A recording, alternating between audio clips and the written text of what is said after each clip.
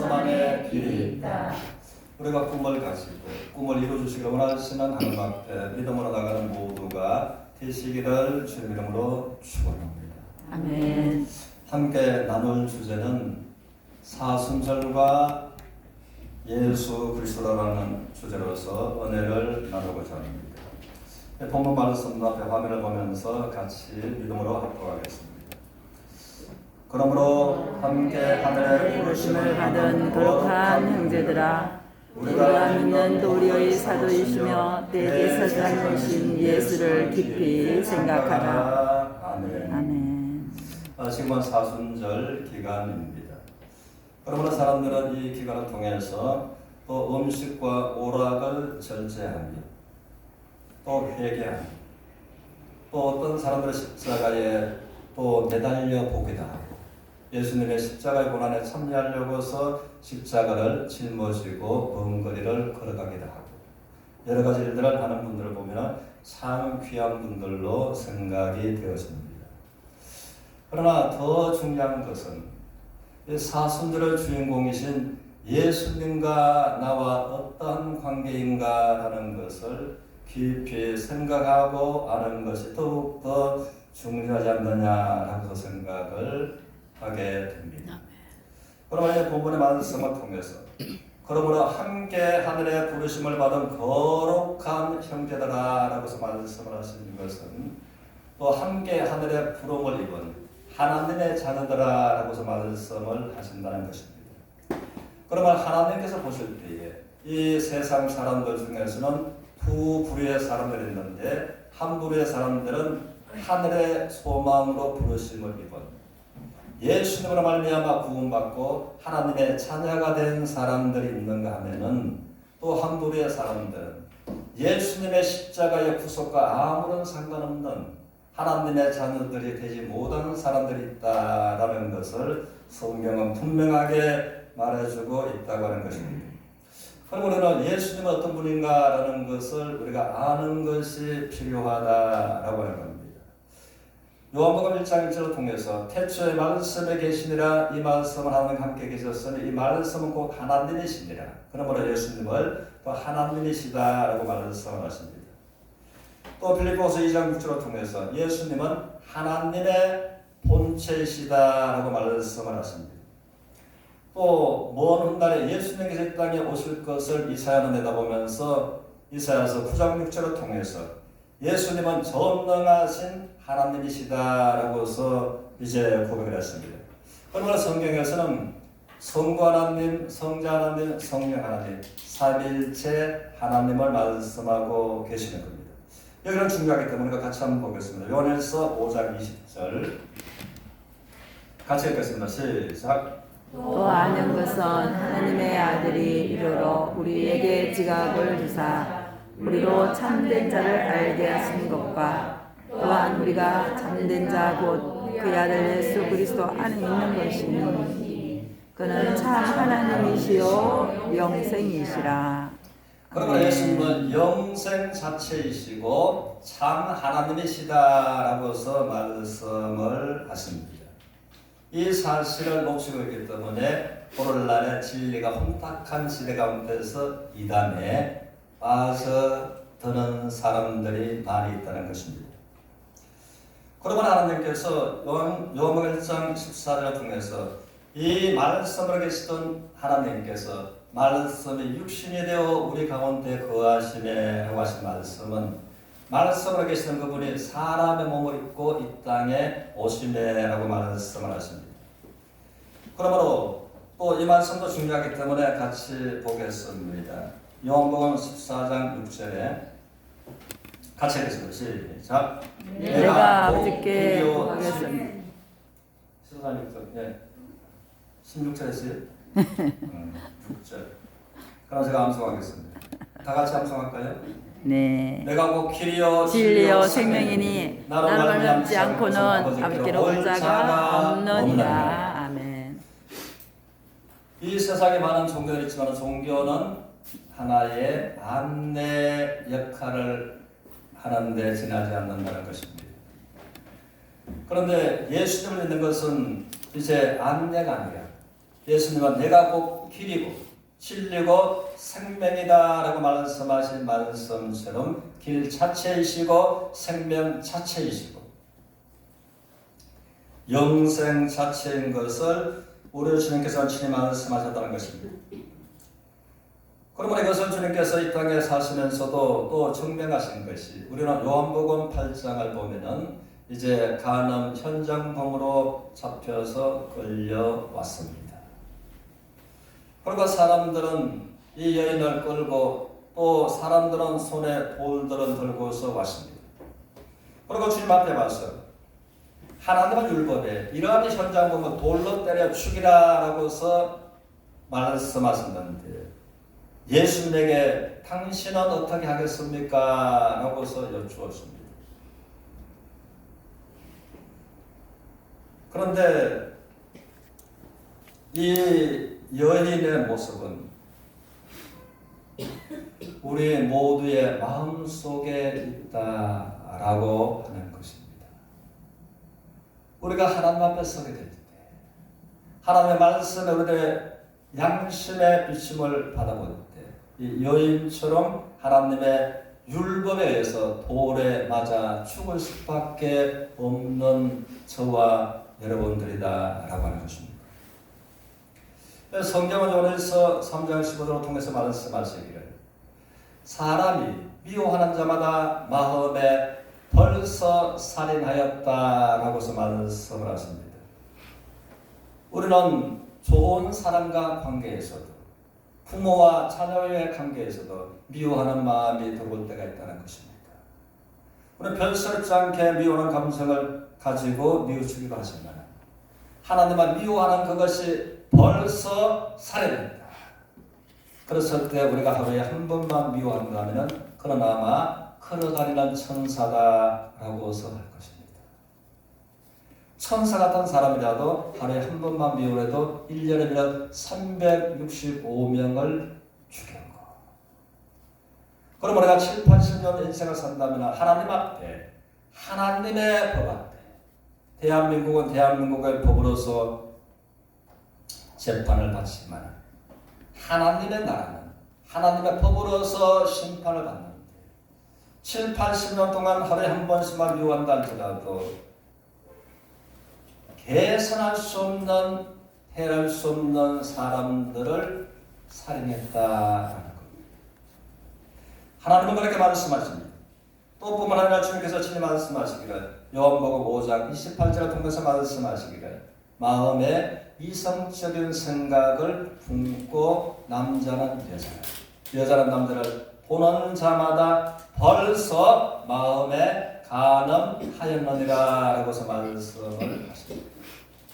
그렇다고 하나님 앞에 하나님의 율법 앞에 우리가 살인 현장범과 간음 현장범으로 하나님의 심판 앞에 설 수밖에 없는 그러므로 간음 현장범에서 끌려온 하나님 말씀에서 돌로 때려 죽임을 당할 수밖에 없는 이 여인의 모습이 우리 모두의 마음속에 있다라고 하는 것입니다. 그래서 로마서 2장 16절을 통해서 하나님께서 예수 그리스도로 말미암아 사람들의 엄밀한 죄들을 심판하는 그 날이다라고 하십니다. 엄밀한 것은 나만 아는 것, 두 사람도 알지 못하는 것. 내가 저 적막한 공동묘지에 갈 때까지 내 마음에 묻고 숨기고 가야만 되는 것. 그 엄밀한 것을 벌어내서 심판하시는 하나님의 심판이다 라고 말씀을 하십니다. 그런데 요한복음 이제 8장 7절에서 우리 주님께서는 여인에게 돌을 들어서 칠 준비를 하고 있고 하나님의 말씀에 이런 자를 돌로 때려 죽으라고 했는데 당신은 뭐라고서 치고 말씀을 하시겠습니까? 라고 했을 때 주님은 한번 따라하시겠습니다. 너희 중에 죄 없는 자가 먼저 돌로 치라. 주님께서 말씀을 하셨습니다. 그럴 때 사람들이 돌로 치려고 정죄자의 입장에서 심판자 입장에서 있었지만은 예수님 말씀을 듣고 생각하니까 자기에게 죄가 없는 사람이 없다는 것입니다. 그러므로 나이 많은 사람부터 한 사람 한 사람 뒷걸음치고 물러가요. 맨 나중에는 이제는 젊은 사람들까지 다 물러가고 옵니다. 하나님 앞에 그런 것입니다. 드러난 죄인과 드러나지 아니했을 뿐이지. 그러므로 주님께서 말씀하시기를 너를 정죄하는 자들이 있느냐? 나도 너를 정죄하지 아니하노니. 그러므로 주님도 이 여인을 더 이상 정죄하지 않겠다. 죄인이 아니다라고서 주님께서 말씀하셨습니다. 그렇다고 우리들은 한 가지 의문점을 갖는 것은 그러면 이 현장 검으로서 끌려왔는데 그들의 죄가 있으므로 돌을 놓고 물러간까지 이해가 되는데 주님께서 나도 너를 정죄하지 않는다라고 말씀하셨다면 이 여인의 죄는 어디로 갔단 말인가라는 것을 우리는 의문을 가지게 될 것입니다. 그런데 하나님은 온 인류의 대표설을 말씀하고 계십니다. 우리는 살아가면서 이 대표설은 참 중요합니다. 나라와 나라끼리 한일 간의 축구가 시작이 되면 그들은 대표팀으로서 뛰는 것입니다. 한국과 일본이 전체가 국민들의 축구하는 건 하지만 그 대표팀이 이기면 우리나라가 이기는 것이고 우리나라 대표팀이 처음에는 우리나라가 지는 것입니다. 그것처럼 하나님께서 이 인류의 대표설을 말씀하시는데 로마서 5장 12절을 통해서 이러므로 한 사람으로 말미암아 죄가 세상에 들어오고 죄로 말미암아 사망이 왔나니 이와 같이 모든 사람이 죄를 범하였음에 모든 사람이 사망에 이르렀다라고 말씀하십니다. 이 인류의 대표자 아담이 죄를 세상에 가지고 들어온 사람이라는 것입니다. 그런데 또한 인류의 이 대표자는 2000년 전에 하나님으로서 인간의 몸을 입고 있던 것이 예수 그리스도. 아들을 낳으니 이름을 예수라라. 이는 그가 자기 백성을 그들의 죄에서 구원할 자이시니라 라고 말씀하십니다. 그러므로 아담 대표와 예수 그리스도 대표. 그러므로 보라 세상 죄를 지고 가는 하나님의 어린 양이다 라고서 예수님을 말씀하고 계시는 겁니다. 그때 세상 죄를 짊어지고 가실 때 세상 죄를 짊어지셨을 때 나도 너를 정죄하지 아니하노니 그 현장 보면 그 여인의 죄를 예수님이 짊어지셨습니다. 너는 더 이상 죄인이 아니다 라고 말씀하셨습니다. 또한 마가복음 2장입니다. 전몸의 축풍병으로서 고통당하는 그가 예수님에게 왔을 때 그들의 믿음을 보시고 너의 죄 사함을 받았느니라 라고 말씀하신 그 흉악한 중풍병으로 고통했던 그것이 죄의 결과다라는 것을 말씀하십니다. 그 죄도 예수님께서 짊어지시고 여러분과 저의 죄도 짊어지시고 온 세상의 죄를 짊어지신 분이 예수 그리스도다라고 하는 것입니다. 그래서 이 면에서 이사야는 예수님께서 오시기 700년 전에 하나님의 선지자로 활동을 하던 사람이었습니다. 이사야서 38장 17절을 통해서 한번 따라하기 시작했습니다. 나를 기가 막힌 웅덩이에서 건지시고 그러므로 이사야는 자신의 기가 막힌 웅덩이 멸망의 지옥에서 건지는 것을 보한 겁니다. 너무 신기한 거죠. 먼 훗날에 한 분이 와서 자기를 기가 막힌 웅덩이에서 건지시는 그분을 보니까 하나님의 아들이신 것을 아는 한 번 더 따라하시겠습니다. 나의 모든 죄를 그의 등 뒤로 던지셨느니라. 그의 등 뒤로 던지셨느니라. 그는 자신의 모든 죄를 그분의 등 뒤로 던지시고 자기의 죄가 등 뒤로 멀리 옮기시는 것을 이사야는 보면서 너무나 신기했습니다.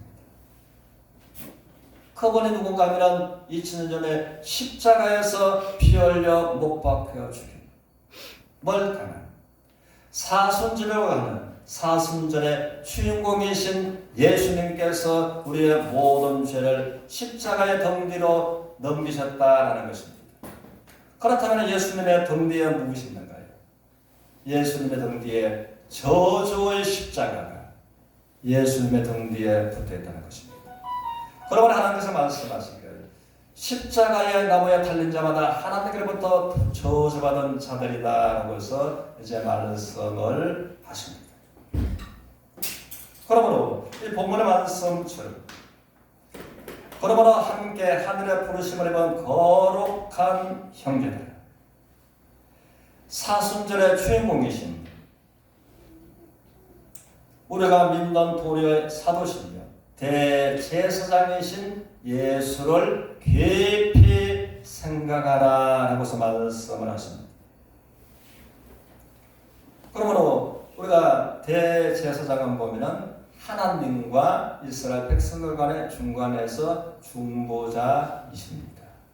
대제사장 하나님도 위하시고 이스라엘 백성들도 위하시고 대속죄일날 1년에 한 번씩 이제 백성들을 위해서 자신을 위해서 짐승의 제물 짐승의 생명 피를 가지고 지성소에 1년에 한 번씩 들어가는 그러므로 이스라엘 백성들의 모두의 죄를 하나님 앞에 속죄하는 그 제사가 이제는 대제사장이 1년에 한 번씩 지성소에 들어가는 일이었다는 것입니다. 그러므로 대제사장은 짐승의 생명의 피를 가지고 하나님이 계시는 시온자 지성소에 들어갔지만 예수님도 대제사장으로서 이 땅에 오신 그러므로 예수님은 무엇을 제물로 해서 하나님 앞에 나갔는가 하는 것입니다. 예수님은 자기 전 몸을 속죄의 제물 삼아서 하나님 앞에 나가셨다는 것입니다.